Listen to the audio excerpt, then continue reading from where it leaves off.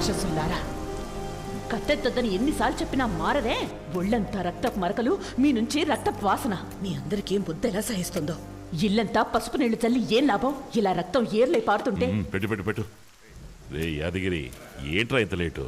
ఆకలి చంపేస్తోందిరా. నాకు ఆకలిగా లేదు, లోపలక్క కడుపు నిండా పెట్టింది. అక్క ముందు పులుసు పట్టరాక, ఆకలి చంపేస్తుంది. ఎప్పుడు చంపడం నరకడమేనా? ఇవి తప్ప మీ నోట వేరే మాట రాదా? చలమా పులుసు పోయమ్మా. ముప్పొద్దులా నేనుండి పెట్టేది తినడమే గాని ఏ రోజైనా నేను చెప్పిన మాట విన్నారా? పెట్టు పెట్టు, పేకల దాకా పెట్టు, మెక్కి గొంతులు కొయ్యాలిగా. ఏ ముసల్దానా, ముందు నీ గొంతు కోసేయాలి. గొంతు చించుకొని 10 ఏళ్ళుగా నువ్వు చెప్తానే ఉండవు, ఇప్పుడు కొత్తగా చెప్తా మారతారా ఏంది? ఇతరుల ప్రాణాలు తీయడానికి మనమెవరం? దేవుడి దయవల్ల బానే ఉన్నాంగా. మనకి బిడ్డ పుట్టబోతోంది, వీళ్ళంతా ఉన్నారు. ఇది చాలదా? రౌడీసాన్ని వదిలేస్తే మంచిది. పులుసు పోయి.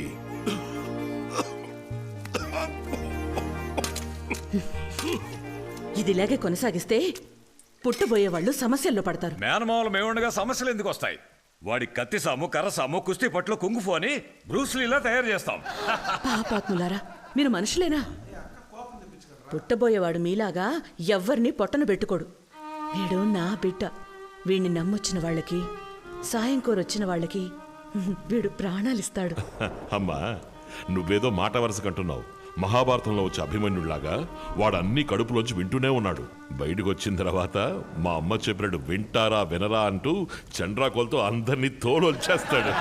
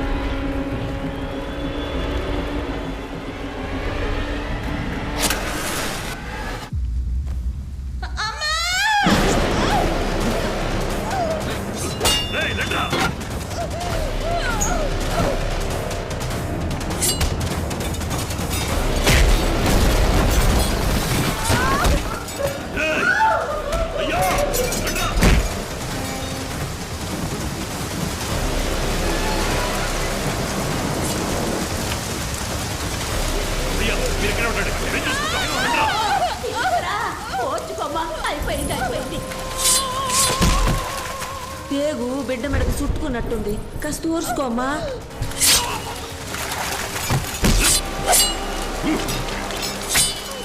ఊర్చుకోమ్మా, ఊర్చుకోమ్మా.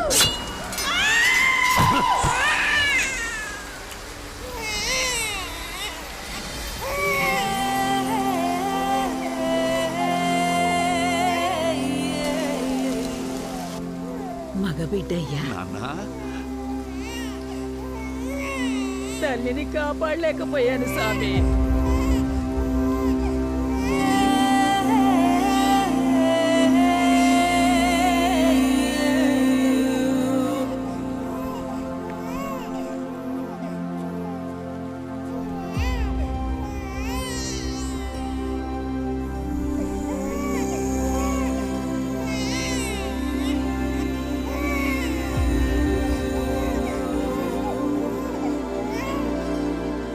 కృష్ణాష్టమి రోజు పుట్టాడు.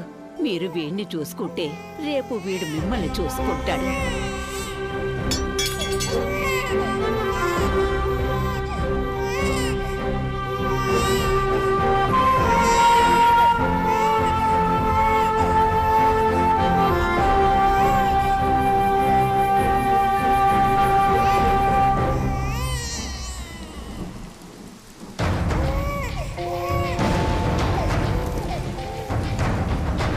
వీడిని నమ్మొచ్చిన వాళ్ళకి, సహాయం కోరొచ్చిన వాళ్ళకి వీడు ప్రాణాలైనా ఇస్తాడు.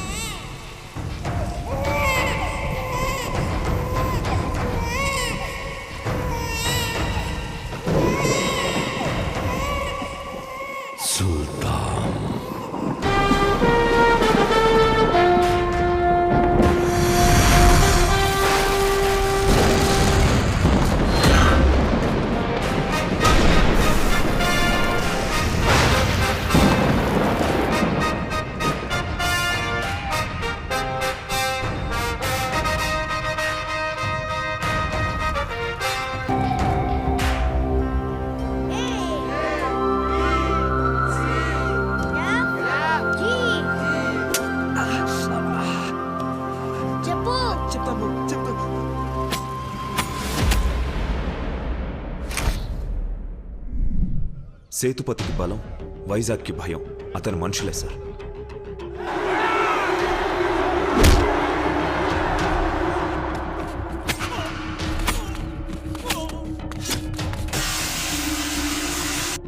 మీలాగే ఇంతకుముందు చాలా మంది వచ్చారు వెళ్ళారు సార్. సేతుపతి అండ్ ఆల్సో అతని మనుషులు చాలా డేంజరస్ సార్. మనం వాళ్ళని ఏం చేయలేము సార్.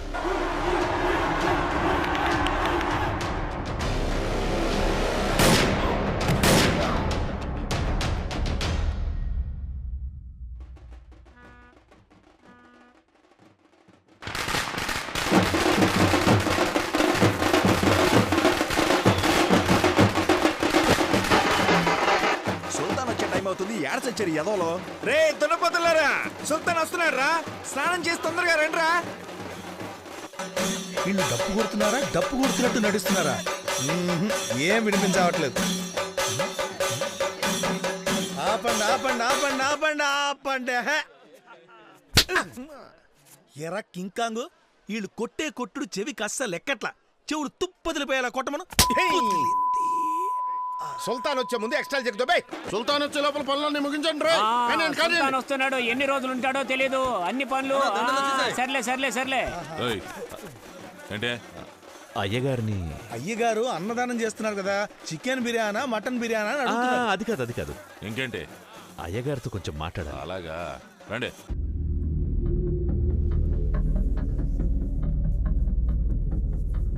మా కోసం ఒకడిని చంపాలి. చంపాలా? ఎవరిని? జయేంద్ర.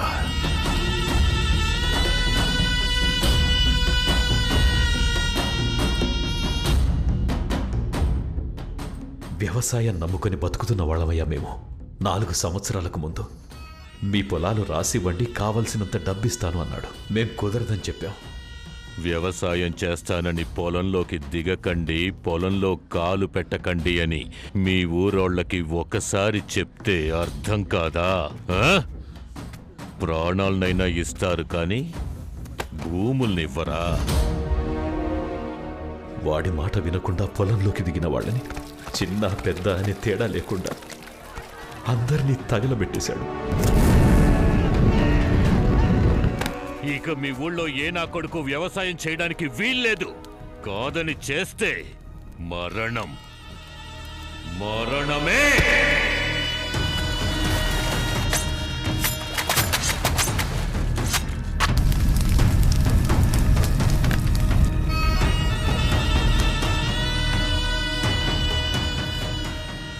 అయ్యా, ఇది మా శక్తి కొద్దీ ఇస్తున్నది.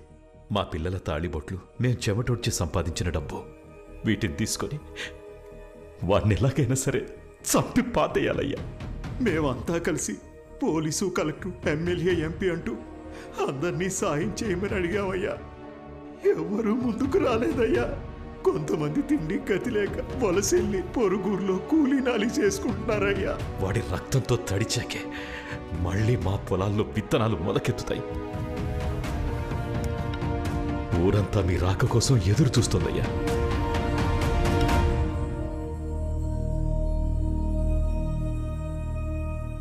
వాడెవడో ఎలాంటి వాడో నాకు తెలియదు, కానీ మీ పొలాల్ని మనుషుల్ని నేను కాపాడతాను.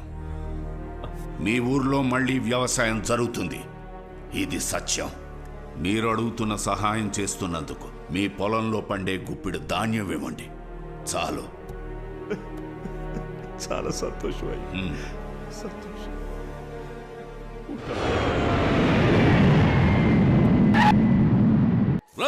సుల్తాన్ ఎయిర్పోర్ట్లో దిగాడంట, త్వరగా వాటిలో కానీ రా. అమరావతిలో ఏదో ఒక చిన్న ఊరు, ఎవరో కూడా తెలియదు. ఇది ముఖ్యమని ఆలోచించండి. చాలా ముఖ్యం మన్సూర్. మనం లెక్కలేనన్ని పాపాలు చేస్తున్నాం. ఎప్పుడైనా మంచి పని చేయడానికి భగవంతుడు ఇలాంటి అవకాశాన్ని ఇస్తాడు. పాపాన్ని తగ్గించుకోవాలి కదా. మాటిచ్చేశాను, నిలబెట్టుకోవాలి.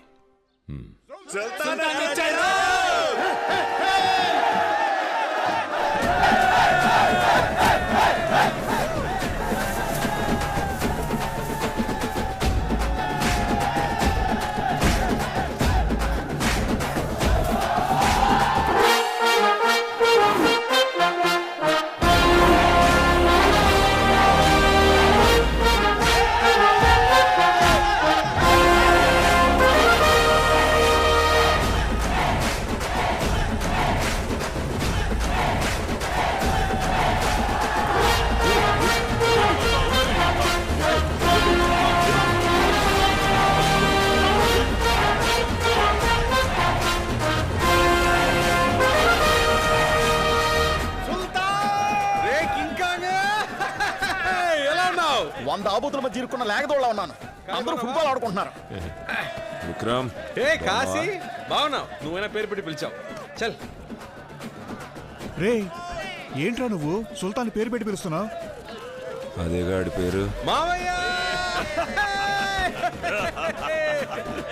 బాగున్నావా? బాగున్నాను. ఏంటి బాగున్నాను. తురి బాగున్నావా? బాగున్నాను. మావయ్య నాన్న ఎందుకు లేరా? నాన్న బాగున్నారా? బాగున్నాను. నువ్వెలా ఉన్నావు? నేను బాగున్నాను. ఎవర్రా ఈ కాలుకే గ్యాంగ్? దింపండ్రా అంటున్నాడు. నిజమేనా? ట్రెండేరా దించండి. ఎవడరా దాక్కుంది? నువ్వేగా దాక్కున్నావుగా. లైట్ గా భయం వేసింది మచ్చా. ఈయన గాడ్ ఫాదర్.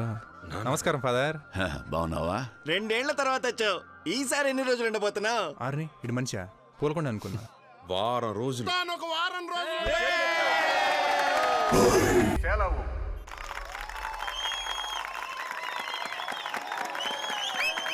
ఏదో అర్థమైనట్టే చెప్పట్లు కొడుతున్నారు యదవులు. ఒరే చూడరా, రోబోలో రజనీకాంత్లో అన్ని పనులు ఇదే చేస్తుంది. ఇక మీదట మనకు పని ఉండదేమో. అవునరా మావా. సుల్తాన్, రోబో బొమ్మ బ్రహ్మాండంగా ఉంది. థ్యాంక్స్ అన్న, థ్యాంక్స్. ఈ పని మీద చెప్పాలి వెళ్ళాలి నాన్న. పార్ట్నర్షిప్ ఓకే అయితే లోన్ అప్లై చేసి వెంటనే కంపెనీ స్టార్ట్ చేయాలి నాన్న. సుల్తాన్ బాబు అలా అయితే మనకు 100 రూపాయలు పార్సిల్ చేయండి. నరక్కోటాలు మటర్ లాంటి చిల్లర పనులు అయ్యే చేస్తాయి. మనం ఫ్రీగా ఉండొచ్చు. నీకు పని ఉండదు పర్లేదా? అయ్యయ్యో ఆ రోబోలు నాన్నే అట్టు పెట్టు. నిన్ను చూస్తుంటే నాకు చాలా గర్వంగా ఉందిరా. అయ్యా పెంచింది మేమందరం, మెడలు మీక.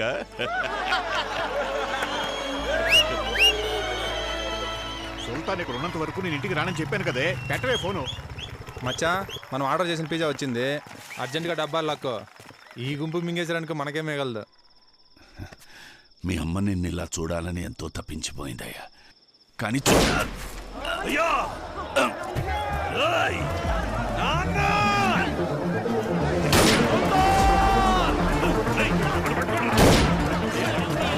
వాడికి ఏం కాకుండా చూడండి.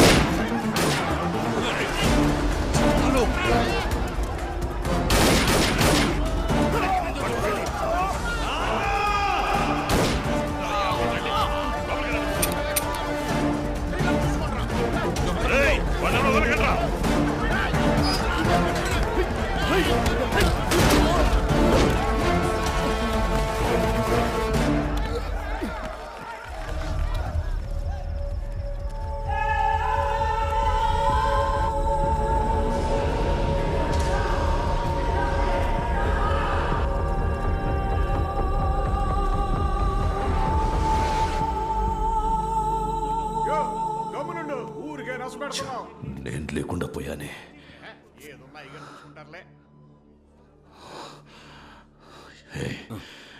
ఏదేమైనా సరే వాళ్ళు చావాలి.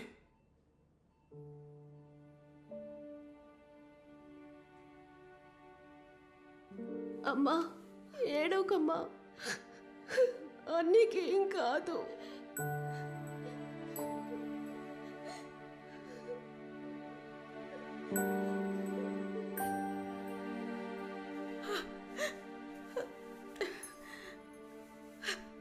అయ్యా వద్దమ్మా, చెప్పేది వినమ్మా. మీకేం కాలేదుగా, మీరు బానే ఉన్నారుగా. లోపల అడిగితే వాడికి మెలకువ రావడానికే 4 రోజులు పడుతుందన్నారు. ఎక్కడ మీ నాన్న? ఆయనకి ఫోన్ చేసి రమ్మని చెప్పు. వచ్చి ఎవరినైనా చంపేయాలి, నరికేయాలి, లేచి రారా అని వాడికి చెప్పమని చెప్పు. కాళ్ళు చేతులు పడిపోయినా లేచొస్తాడు. శారదమ్మా,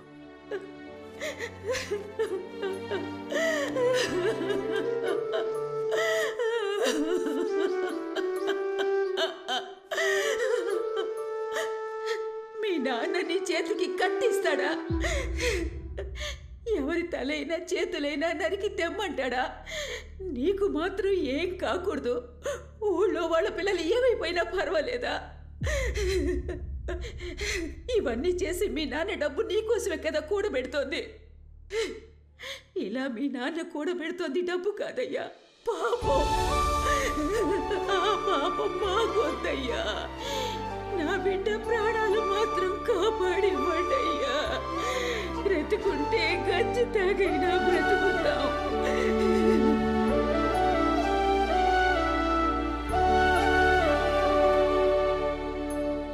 అయ్యా పిజ్జా కొట్లు అడిగి చూసాం. వచ్చిన వాళ్ళెవరు వాళ్ళ మనుషులు కారట. కానీ వాడిని పంపించింది మాత్రం ఈ ఊళ్ళో ఉండేవాడే. పట్టుకోవచ్చయ్యా. ప్రాబ్లం అది కాదు మన్సూర్. అబ్బాయి ఇక్కడ ఉన్నప్పుడు వాడి ముందు ఇలాంటివి జరిగి ఉండకూడదు. వాడచ్చు వాళ్ళమ్మ మహాలక్ష్మిలాగే పోత పోసినట్టు.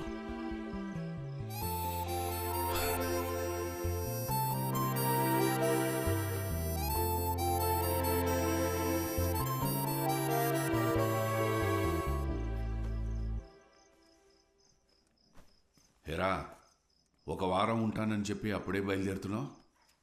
ఓహో, గర్ల్ ఫ్రెండ్ ఫోన్ చేసిందా ఏమిటి? చేసే ఉంటుందిలే, బాంబేలో ఉంటున్నావు కదా, ఇవన్నీ సహజం. ఇది నేను మీ అమ్మ కాలికి తొడిగిన మెట్టె. నా జీవితంలో నేను తలదించుకున్నది తన కాళ్ళ దగ్గరే. ఏ ఒక్కరూ తనకు ఎదురు చెప్పలేరు. తను నా మహారాణి. అలాంటి అమ్మాయిని నీ కంటపడితే ఇది ఆ అమ్మాయికి తొడుగు. నీ మనసులో అలాంటిది ఏమీ లేదు అని చెప్పు. నాకు తెలిసిన అమ్మాయి ఉంది, వెళ్ళి చూద్దాం. ఏం మాట్లాడుతున్నారు నాన్న మీరు? రక్తంతో బతకడం అలవాటైపోయిందా? చాలామంది దెబ్బలు తగిలి హాస్పిటల్లో ఉన్నారు.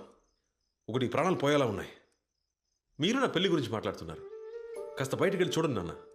ఎంతమంది మీకు శాపనార్థాలు పెడుతున్నారు. నాకే తగులుతాయి నేను ఇంతకాలం మీరు చేసిన పాపాలన్నీ. రక్తంతో తెరిచిన దెబ్బతోనే నేను పెరిగాను, తిన్నాను, చదివాను. ఇప్పుడు ఆలోచిస్తే నా మీద నాకే కోపం వస్తోంది, అసహ్యం వేస్తోంది. మీకు దండం పెడతాను నాన్న. మీకు ఇలాంటివి చాలు. వాళ్ళందరినీ పంపించేయండి, కనీసం ప్రాణాలతో ఉంటారు. నేను చెప్పినా నీకు అర్థం కాదు. మా బతుకులే అలాంటివి. దీని ఇంతటితో ఆపలేము, మార్చలేము. వీళ్ళు తిరిగి వెళ్లాలన్నా కొంతమందికి ఇళ్లున్నాయి. మిగతా వాళ్ళందరికీ ఇదే వాళ్ళ ఇల్లు, ఇదే వాళ్ళ కుటుంబం. నువ్వు నా కన్నబిడ్డవైతే వాళ్ళు నేను పెంచిన బిడ్డలు. నువ్వేంట్రా ఇలా మాట్లాడుతున్నావు? మరి నన్ను మాత్రం ఎందుకు బాబాయ్ పంపించారు? నన్ను మాత్రం ఎందుకు చదివించారు? నా వయసులో ఎంతమంది ఉన్నారు అక్కడ? వాళ్ళని మీ కొడుకులు అనుకుని ఉంటే వాళ్ళు బాగుండేవాళ్ళుగా. ఇవాళ శారదమ్మ నన్ను హాస్పిటల్లో అడిగింది, మీ నాన్న మీ చేత కత్తి పట్టిస్తారా అని. ఇవాళ శారదమ్మ చూసిన చూపు జీవితాంతం మర్చిపోలేనన్నా. నేను రేపు వెళ్ళిపోతాను నాన్న. ఇంకెప్పటికీ రాను.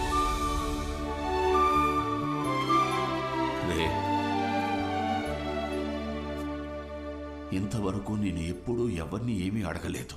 కొడుకు అనే హక్కుతో అడుగుతున్నాను. నువ్వు ఎక్కడికైనా వెళ్ళు, కానీ ఆఖరికి నువ్వు చేరాల్సిన చోటు ఇదే అయి ఉండాలి. వీళ్ళనెప్పుడూ రౌడీలుగా, గుండాలుగా చూడొద్దు. వీళ్ళు నిన్ను సుల్తాన్ సుల్తాన్ అంటూ నీకోసం ప్రాణాలైనా ఇస్తారు. వీళ్ళకి ఏదైనా సమస్య వస్తే అండగా నువ్వు నిలబడు. నా మనసుకు అది చాలుగా.